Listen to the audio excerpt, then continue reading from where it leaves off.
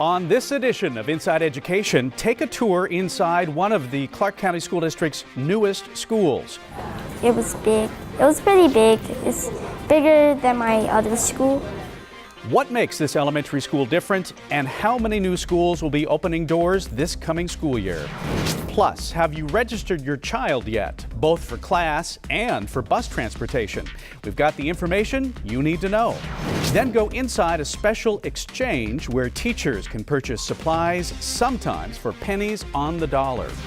And in the wake of several arrests, we go in depth with our panel as this new school year starts on what is considered appropriate staff-student communication, the proposed policy and regulation. Inside Education starts right now. The cornerstone of education is getting to know a student first. We want to make sure that we're supporting families and students. I think that the community should know that their voice counts. Reading is the doorway to everything that we do in education.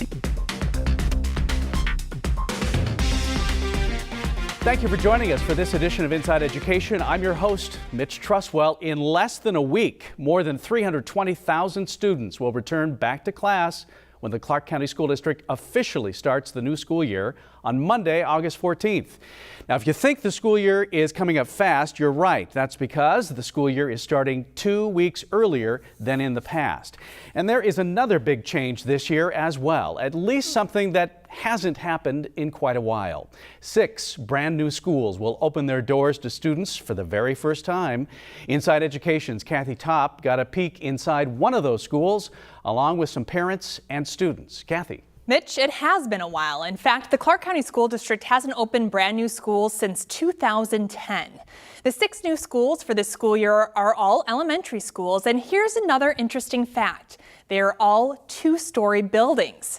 We tagged along with the new principal at Jan Jones Blackhurst Elementary in the Valley's southwest side as she gave some new students and parents the grand tour. We're providing tours for our families that are attending Jones Blackhurst this year. Principal Jennifer Baccia can't wait for the new school year to start. Okay, so down this hallway is our specialist. And she has good reason to be excited. Brand new building for the first year, and I know a lot of our parents have watched and our students have watched the building grow up from dirt to an actual building. Jan Jones Blackhurst Elementary School in Mountain's Edge is one of 6 brand new elementaries that will welcome students this school year. Students like 8-year-old Kamila, who will be in the 3rd grade. It was big. It was pretty big. It's bigger than my other school. And she's right. All of the new elementaries were built to accommodate 850 students, about 250 more students than CCSD elementary schools historically handle. Schools have increased in size, so we've gone from schools that had a capacity of approximately 600 students to 850 students. They're on similar sized sites, so in order to give the kids enough playground space, fields, etc., we've decided to go vertical. And here, I believe there's 38. And Jones Blackhurst will take the pressure off nearby Reedham Elementary School, which has had capacity issues for several years. The 5 other new elementary schools will also help with overcrowding issues in various areas of the school district. Those 4 areas to add some natural light, those are skylights. Each new elementary school is state-of-the-art. They take into account things like daylighting, and we've put a lot of work into putting really nice, durable finishes into the schools. The architects and contractors have done a good job of executing really first-class facilities. Something parents seem to agree with. Taking the tour has been phenomenal. It's exceeded my expectations, and I'm blown away. And as the first day of class draws near, the anticipation builds. I want to mostly learn about math and art and history. I hope they're as excited as I am. I want to see those smiles and ready to learn in a wonderful place. Another new school, Don and Dee Snyder Elementary School, will open mid-year in January in Henderson. And we should also mention that 2 new replacement schools will open at the start of the school year, Rex Bell Elementary School and Lincoln Elementary School. And Mitch, a replacement school is an existing school, an older school that was basically torn down and replaced. So a lot of students starting the new school year in new facilities. They're going to love it. Thanks so much, Kathy. You bet. Well, the new schools are funded by Senate Bill 207, which was passed by state legislators back in 2015. It allows for 10 years of bonding authority. The bond is expected to provide about $4.1 billion to fund new school construction and renovation projects. A reminder for parents when it comes to registration, you can register your child for school online. Families with currently enrolled students can complete the registration process using the parent portal via Infinite Campus. Families new to the Clark County School District can begin their registration process via register.ccsd.net. A reminder that even when parents register your child online, there is some paperwork that needs to be physically brought into their child's school to complete the process. Also, it's important to check in on bus transportation as well if your student qualifies. As a general rule of thumb, students qualify for bus service if they live 2 miles or more away from their assigned school. Parents or guardians can find out their child's bus eligibility, bus stops, routes, and times through Infinite Campus or by going online at transportation.ccsd.net. Student ID number and date of birth are required. Transportation leaders say if you haven't checked on transportation yet, please do so soon. We lost 2 weeks of routing time. So our people have been really working hard to make sure everything's right. Everything goes off right on that first day of school. Parents can also call the Transportation Department phone bank at 702-799-8111 for more information. And we're not done yet with Back to School Basics. Parents should be aware there are some new vaccination requirements for some students this year, and without them, students cannot attend class. All students entering the 7th grade, as well as those students new to the district and in grades 8 through high school, must have the MVC4 meningococcal immunization. Now, that is in addition to several other required vaccines. Parents are urged to call the Southern Nevada Health District if they have questions, and you are encouraged not to wait until the last minute to get those shots, as the lines, we're told, get very long. Well, teachers are busy getting their classrooms ready. Once again this year, the Public Education Foundation is helping teachers minimize the cost. The Teacher Exchange is a year-round resource center for public school teachers that can save them hundreds of dollars a year in out-of-pocket expenses. Teachers can shop the Exchange for supplies. The Exchange operates on points, 500 points for a $25 donation. Teachers spend a lot of money, up to $1,000 of their own funds, in terms of making sure that there's teaching and classroom supplies available. So what this really does is provide them a relief in terms of that monetary investment that they make, and allows them to come in here, get more of a return on their investment, I guess you could say, in making sure that they have all the supplies, all the teaching and classroom supplies that they need to be able to make sure that the students are effective, achieve at the level, and have all the resources available. So it's really a service not only to the educators and the teachers, but also the students benefit. The start of a new school year means new experiences and new relationships. Here in Clark County, what defines an appropriate relationship between a student and a staff member has been in the public eye. That's because more than a dozen CCSD staff members, including some teachers, have been arrested for inappropriate contact, including sexual activity with students over the past 12 months. Although school districts around the country, large and small, face similar issues, the problem is getting new attention here in Southern Nevada. Joining us to talk about this issue and what can be done about it is Andre Long. He is the district's Chief Human Resource Officer. Ken Young, Captain Ken Young with the CCSD Police Department. Tammy Malish, a CCSD Assistant Superintendent and the lead on the committee that worked on new policies guiding student-teacher interactions. And also Danielle Dreitzer, Executive Director of the Rape Crisis Center. Thanks all for being here on this talk about this important issue. We appreciate it. There have been a string of arrests. I've been in town since 2003. I cannot remember a time when there have been so many in this amount of time. I'm curious to hear from all of you. Why so many arrests? Why now? Any insight? I can speak from us. What's changed is over the last 2 to 3 years, we started asking the community that if they saw something that was just not right, to report it. So actually reporting is up. parents feel more comfortable coming to us. Students feel more comfortable telling something about some of their fellow students. Employees are talking. So everybody is paying attention now, and everybody is talking. So reporting is up because we have put a real strict mechanism in place on how to report. Give me an idea. So in the majority of the cases that come to you, is it because someone saw something? Someone saw something, or in some cases the student victim reported or confided in someone, and that person did the responsible thing by reporting it. Okay. Danielle, what would you say about that as someone involved with the Rape Crisis Center? Well, and we're seeing overall reports of sexual assault increase as well. Our numbers over the last 3 years have been building steadily. And I think that's also due to a lot of the media attention around sexual assault and sexual abuse in general. And what we see is then people feel more comfortable reporting. People are more attuned to, hey, I'm seeing something that's not right, I should let somebody know. And hopefully it's because people are feeling more comfortable and less alone in, okay, this is not something that's just happening to me, it's something that I'm seeing in the news, that I'm hearing about happening to other people, and it's a safe thing for me to do to report it and get it addressed and get the help that I need. Okay. Andre, let's talk a little bit about what the background process is like right now, what is done. And I know it's not just teachers, it's also staff.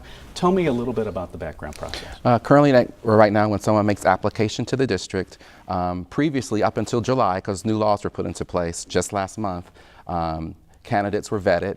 We only vetted 7 to 10 years of their work history in terms of the time they spent with kids. Under the new law, we have to vet all of their work history with students, even if it was 20 years ago. Teachers have always been required to fingerprint, and so that's still in place. Also added in July was the sexual conduct release form, meaning that if you work some other place with students, we send to that school district a form which indicates, has this person ever been the investigation of sexual misconduct or accused or anything like that, and that's also returned to the district. That's a new step that was put in place this July that is different. Support staff members, when they applied to the district, did one fingerprint exercise at the very beginning of their employment, but now the new requirement is that all support staff is fingerprinted every 5 years as well, and that's something that will be new, and we're working on that plan to phase that in for all of our 12,000 support staff employees as well. Okay.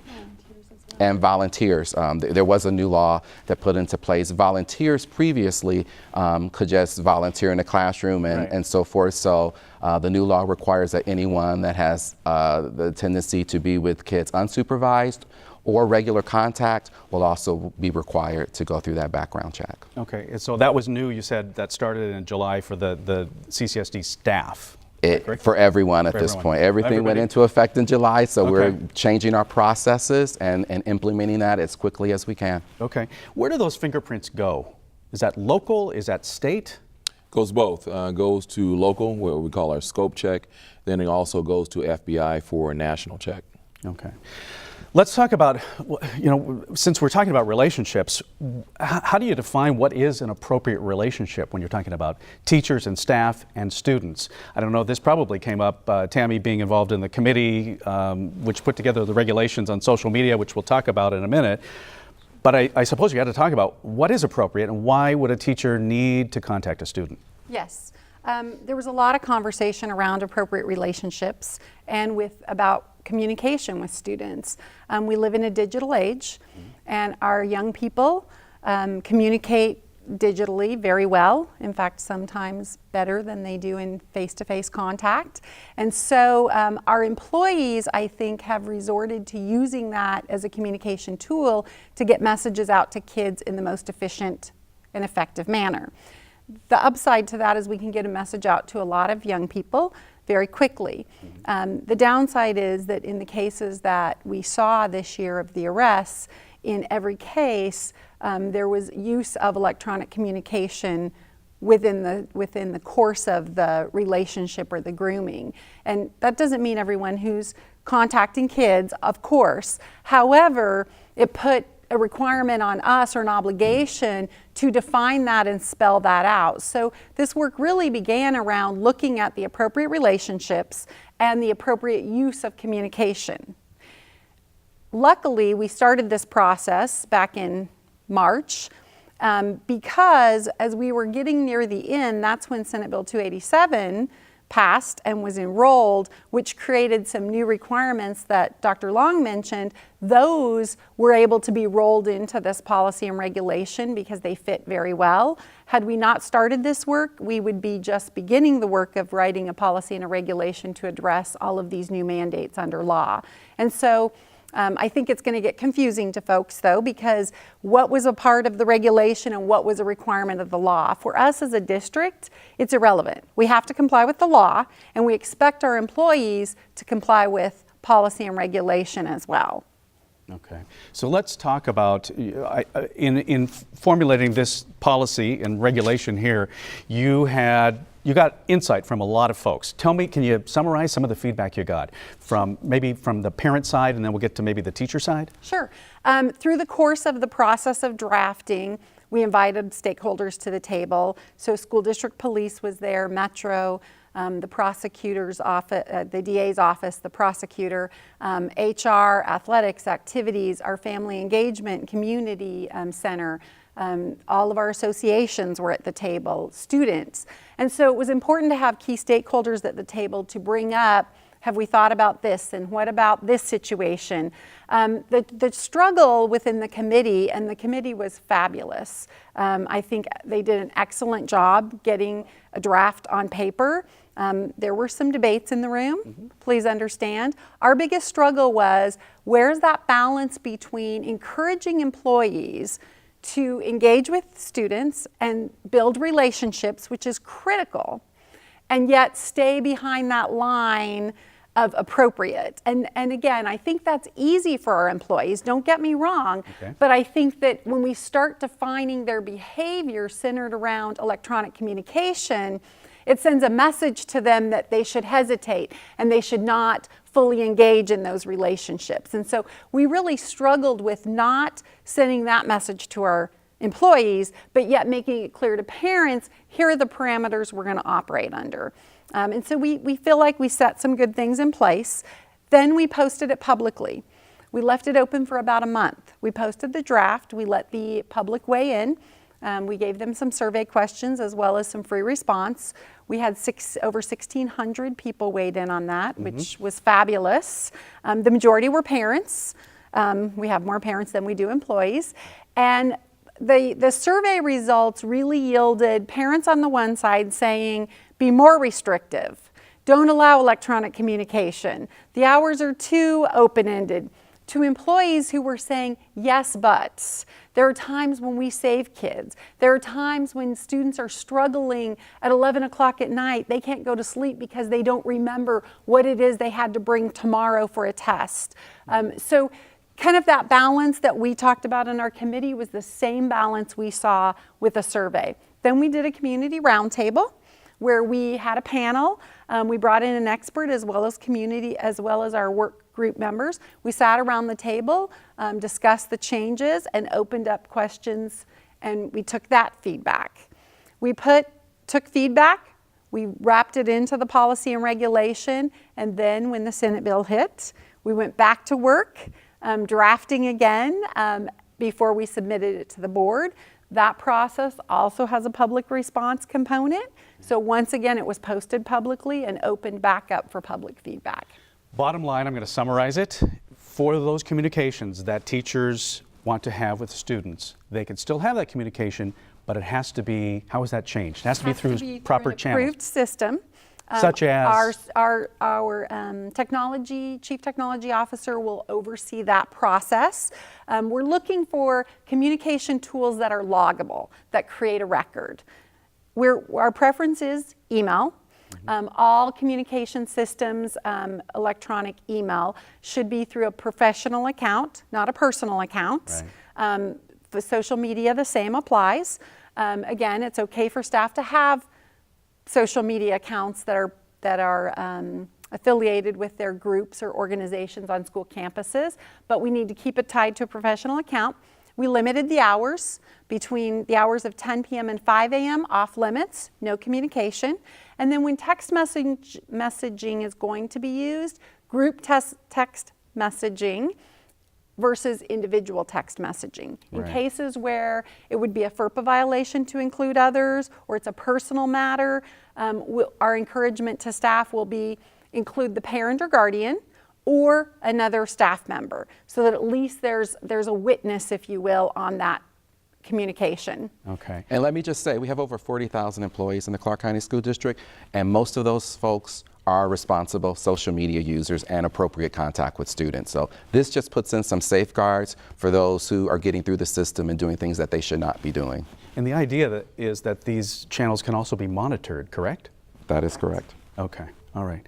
What do you think about that idea, coming together, coming up with a better plan for them to communicate, teachers and students?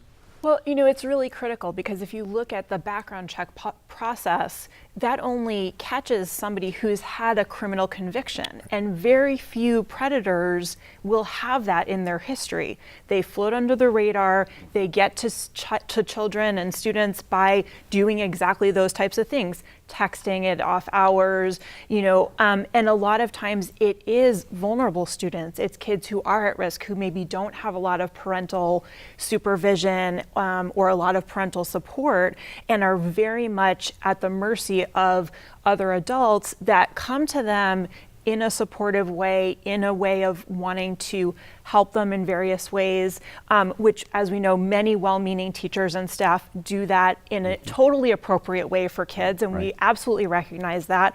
But I think what this policy begins to do is put those safeguards in place so that there's something that HR has to go to a staff member with when they go outside those lines before it gets to the point of something that would need to be reported to police. And that's exactly what we had been hoping for in this whole process, and we're really encouraged by where the policy is going. As a law enforcement officer, do you feel like this is kind of closing that loop that was open? Yes, it is closing the loop. And then one of the things that was added, you know, when we go to the other school districts or anywhere they've worked, we get to ask the question, have they ever been accused of, or have there ever been any rumors that they have had inappropriate relationships? So we get to ask that question now. So that's, you know, that's a helping tool. What if they're not truthful? How would you know, though? Well, the district. So if we go to District A in State A, they're going to be honest with us. Okay.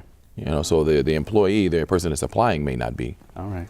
There's also some federal legislation going on around that as well to require districts to be forthcoming if there have been investigations or things like that, so that they're not, quote unquote, passing the trash. Exactly. Okay. So where does the process go from here, Tammy? So this process, this policy regulation is before the board?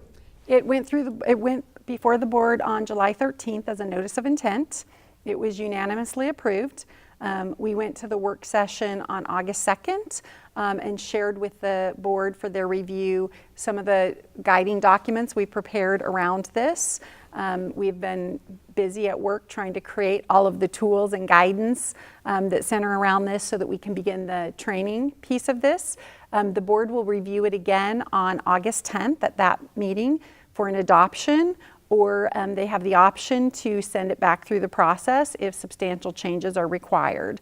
And so at this point, we could have an adopted policy and regulation on August 10th, but at the very worst case, we are very close, if not on August 10th. Right. Do you feel, Andre, as someone in charge of human resources for the district, do you feel like there is anything else that is missing? Or do you think this is the best attempt to really put a stop to, as much as you can, these inappropriate relationships? I think it's a good start to make sure. I think as Officer Young spoke at the very beginning, it's the awareness, it's the conversations that everyone needs to continually have regarding what their students are doing, their children, and I think those discussions, along with the new regulation and policy, along with the new state laws, they're all pieces of the pie that will all get us on the same page to make sure that those who are doing inappropriate things with kids are taken care of and removed from the system, and to make our kids safe. Right. Captain Young, final thoughts for parents that are watching this that maybe have not thought so seriously about this issue. What would you want to say to them? The one before we go? message that I try and pass on is to parents to be nosy. Yeah. You know, stay nosy as a parent. Watch your kids, watch their behaviors. Make sure that you have access to everything electronic that they have access to. Make sure, stay nosy. We are a team from the law enforcement to administrators to community members to the parents, even the students, so we're all a team. Okay. Danielle, final thoughts? The best thing parents can do is talk to their kids about these issues early and often. Teach them the appropriate names of body parts, teach them what's appropriate contact with other adults from a very early age, and that is the best weapon parents have to protect their children. Okay. Thank you, everyone, for your input. Appreciate it. Again, our thanks to the panelists joining us for this important discussion, and thanks to you for tuning in. If you missed any part of this episode, you can always catch it online via the Vegas PBS website. That's vegaspbs.org, or on the Vegas PBS YouTube page. We also encourage you to follow us on Twitter by using the hashtag InsideEducation. Teachers, parents, students, and taxpayers, we all have a stake in the public education system, so we do appreciate you watching. From all of us here at Inside Education, we wish everyone a safe and successful first day of school. It's coming up. We'll see you in 2 weeks.